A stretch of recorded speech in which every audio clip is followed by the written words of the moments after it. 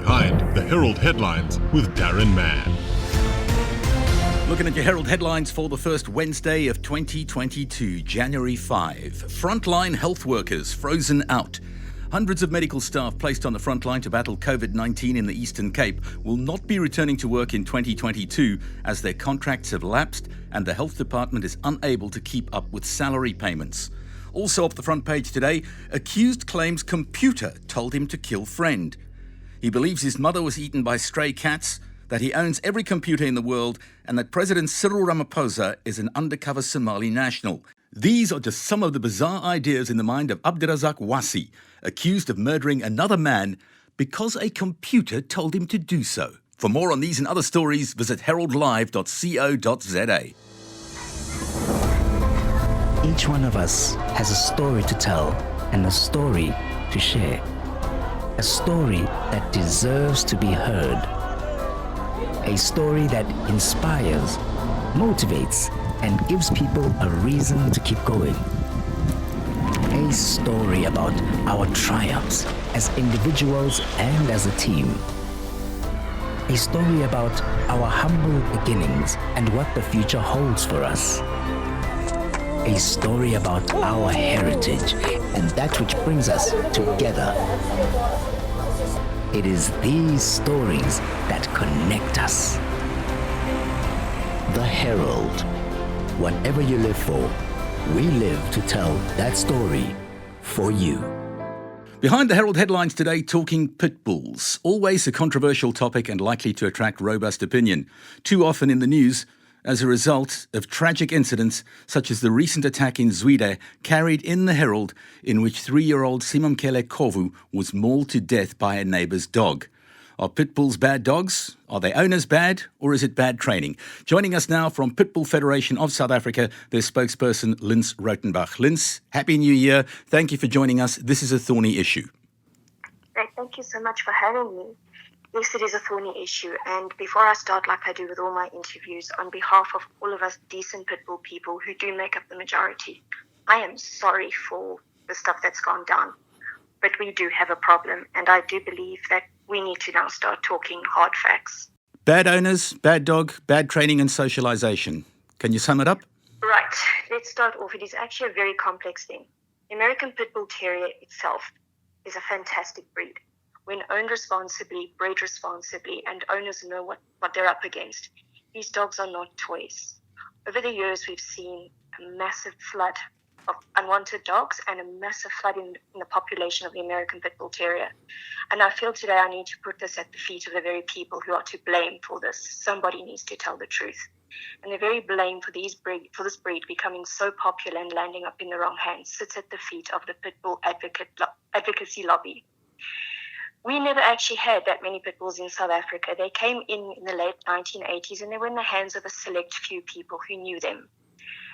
And this went on for many years. And in, I think it was either 2005 or 2007, the Michael Vick case broke in America.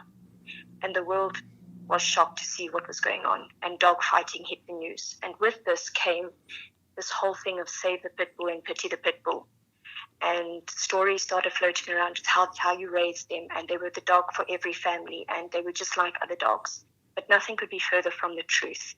The American Pit Bull Terrier itself was bred for one thing, and that was dog-on-dog combat, dog fighting. And the interesting thing about that is these dogs could never be human aggressive. A human aggressive dog could never be handled in the pit, and so they were culled. But with the popularity of these dogs booming, and all of a sudden the whole world wanting them because you had this massive lobby machine peddling them as nanny dogs and, you know, just these amazing teddy bear dogs, we ended up with the wrong people getting them. And it became popular. And so what we ended up with was everybody wants a pit bull. Now, the thing with an American Pit Bull Terrier is they are phenomenal with people, but they are not good with other dogs. They could never be as a fighting dog. But of course, when you've got a lobby machine feeding propaganda, nobody considers this. So we've got dogs that are bred. Of course, with the popularity and an opening in the market, we saw a boom in backyard breeding. And something that people need to realize is your dog's temperament is over 70% inherited, meaning if you've got two parent dogs with poor temperaments, you're going to breed poor temperaments. And so now we've got this. And of course, we've got people who've watched too much TV and believe that these dogs are fantastic guard dogs. You can't have a guard dog who's great with people. So they're either made to be vicious, or people prized and wanted the dogs that were human aggressive.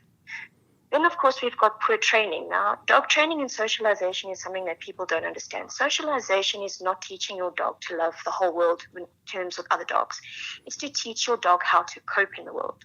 And a lot of people get this wrong. So off they go off to a dog park and they throw their pit bull in and amongst other dogs. And the dog then, dogs are dogs. They have a scrap and you end up with a mauling. Now, what the problem with the human maulings is pretty multifaceted. First of all, maulings don't happen out of the blue. Most dog owners don't realize that it is a series of events that they call trigger stacking that build up, and finally, it's the final straw that breaks the camel's back and you have an attack. And owners said that it happened out of the blue, but it didn't.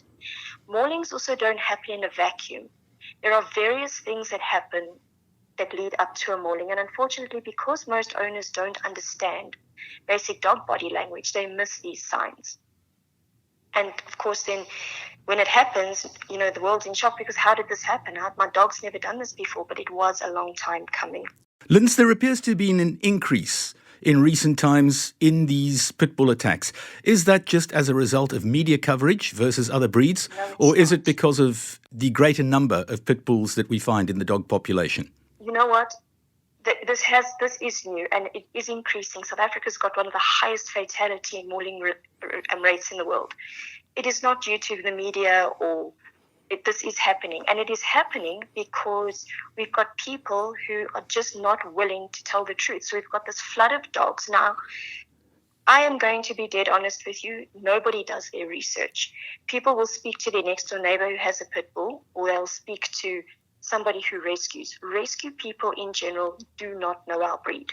They have never been willing to learn. They run on Google propaganda, and of course they churn these dogs out, and every time there's a mauling, we have victim shaming. I'm going to tell you that I know of cases of rescuers placing dogs who are man biters. And I'm telling you straight, it's coming right from the top, from the very organization who is supposed to be our governing body and taking the lead, where their societies are placing dogs and advertising dogs who are nervous biters or placing them as guard dogs. We've got rescuers who will take dogs from the scene of a mauling and claim to rehabilitate them. We have got owners who think it's okay to let their dogs roam the street and get out and kill other dogs. Yesterday outside our factory, we had an incident with a pit bull who was running around chasing after a female who was in heat, and he attacked a little mixed breed right outside our factory. I mean, I've been to the scene of a mauling where nobody would help.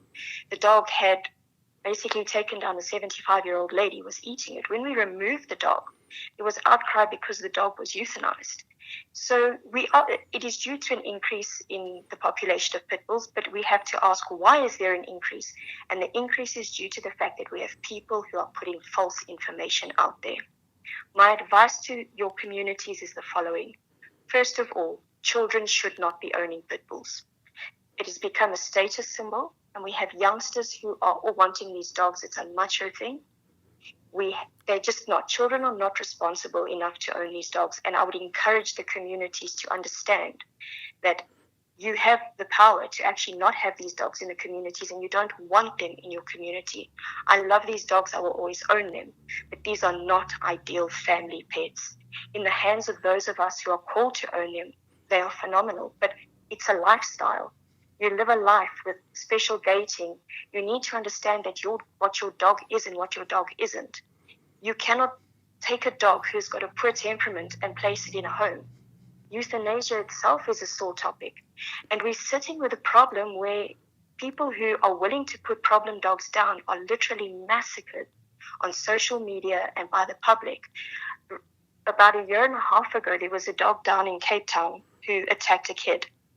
And the SPCA did what they needed to do, and the dog was removed. There was an animal rights activist who rallied up another group of animal rights activists, and they basically got the dog returned. That dog, who has a bite history, was returned. How should you react if your neighbours, for example, get or have a pit bull? Is there cause for concern? Okay, if your neighbour has a pit bull and the pit bull is properly contained and the dog is owned responsibly, it's no different to living next door to another dog. But in South Africa, there is sort of a grey area about whose problem it is. You'll have a pit bull that keeps escaping or is harassing the next door neighbors, and it is a metro problem. It's a bylaw problem, but yet if you phone Metro, they do nothing. If you phone the SAPS, they refer you to the SPCA. It is not really in the SPCA mandate to handle stray dogs. Their mandate is the Animals Protection Act. But my feeling on this is great, your mandate is this, but what happens to these dogs afterwards is a problem. I'm going to be dead honest. In South Africa, victims don't have rights. We have laws, one of them being the Animals Amendment Act, but when a victim goes to the police station to open a case, they're shown away. There is nobody willing to stand up and make owners accountable. And this is the crux of the problem. We need owners of dogs who are mauling people, who are getting out and causing mayhem in the neighborhoods, to be held accountable. Yet the question I pose to the police, to our municipalities and our local governments is, why is nobody doing anything? How many more children die? How many more animals are torn up in their gardens and in their streets before somebody sits up and goes, we have a problem and we need to start holding the very people responsible for this accountable? It's very easy to say, let's ban pit bulls. We ban pit bulls, they move on to the next breed, or it goes underground and it's made worse. We need our laws to be enforced. I myself am tired of trying to help victims, and I'm being told by the police themselves that they are not only short-staffed, but how do I expect them to take this seriously when our murder, fraud, robbery and rape cases are so high? The children are dying. Well, all laws need to be enforced, surely. I'm with you 100%. And we're not talking about a kid's ball that's gone over the wall. We are talking about an animal that, when it mauls, removes flesh from bone. It crushes bone. It disembowels. Many of the cases I've been asked to give comment on I've been sent the photographs, and the traumatic injury to the victim, it looks like something out of a horror movie. When do we start holding the very people who are responsible for this accountable? Last year alone, I gave comment on 8 maulings.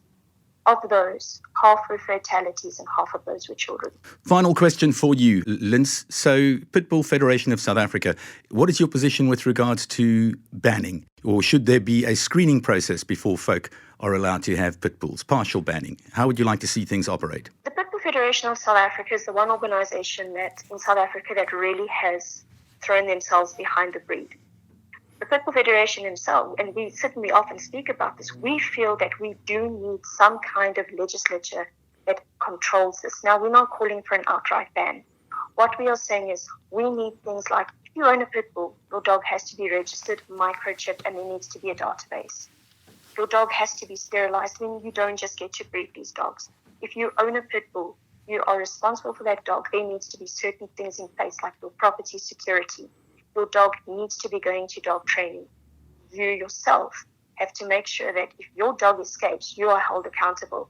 BSL itself makes people scared. It's actually a fantastic thing if done properly and managed properly, because basically it doesn't just apply to pit bulls. It applies to any breed that can potentially cause damage.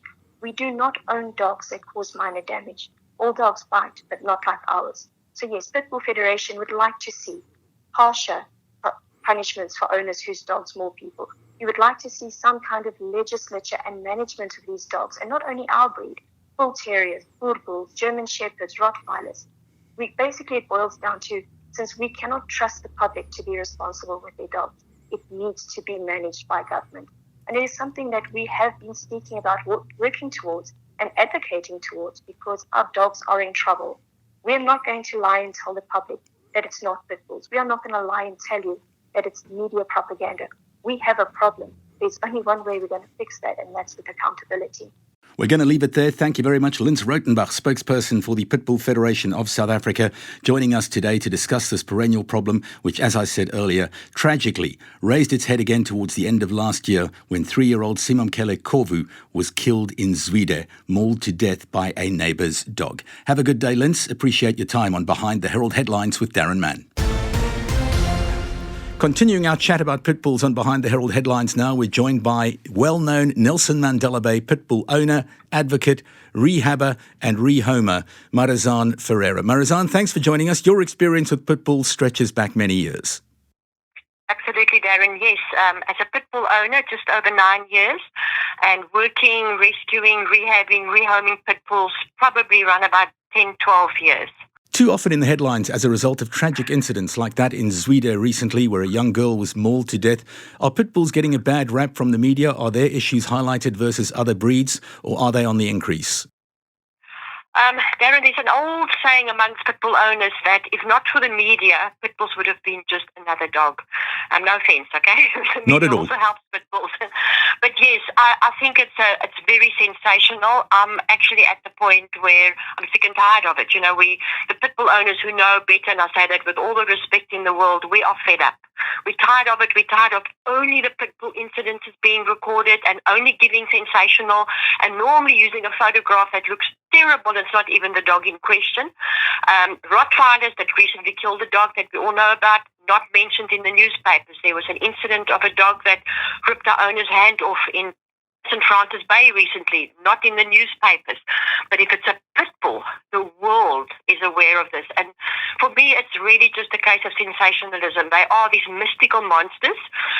90% of the people that has an opinion about them have never even been within proximity of a pit bull. So it's like this whole story around them with very little facts.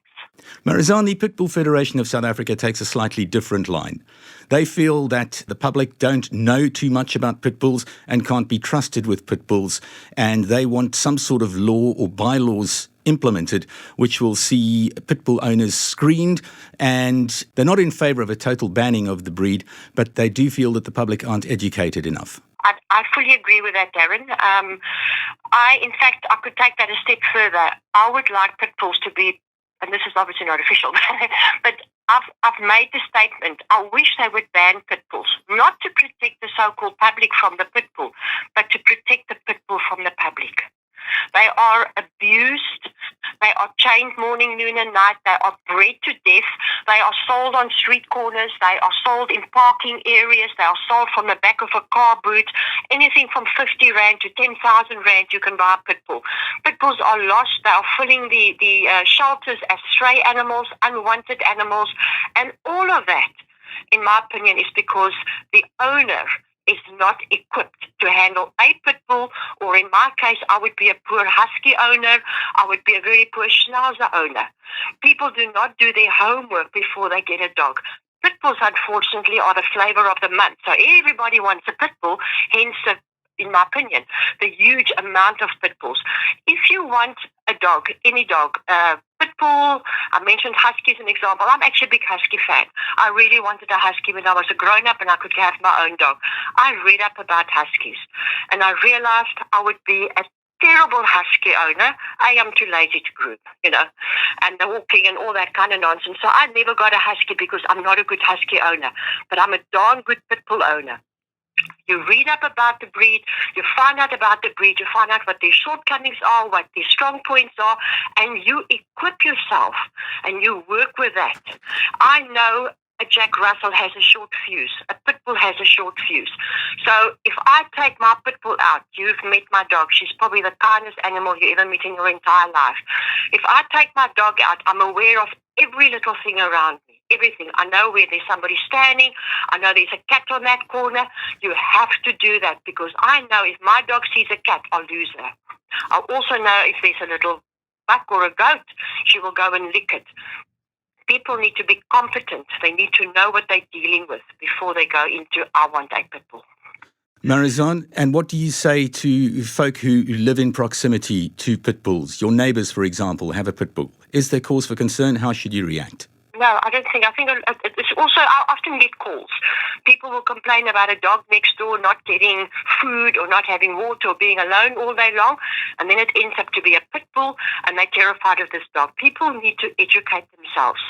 Pit bulls are just another dog, but in the wrong hands, you could have a killer or you could have the kindest animal you could wish for. In closing, Marizanne, if you could just give us an idea of how many pit bulls you've rehabbed and rehomed over the past years. Darren, I never kept count, but I'm estimating around about 700 plus. And if I may add, not one of them has ever turned on their owners or on the neighbours' kids.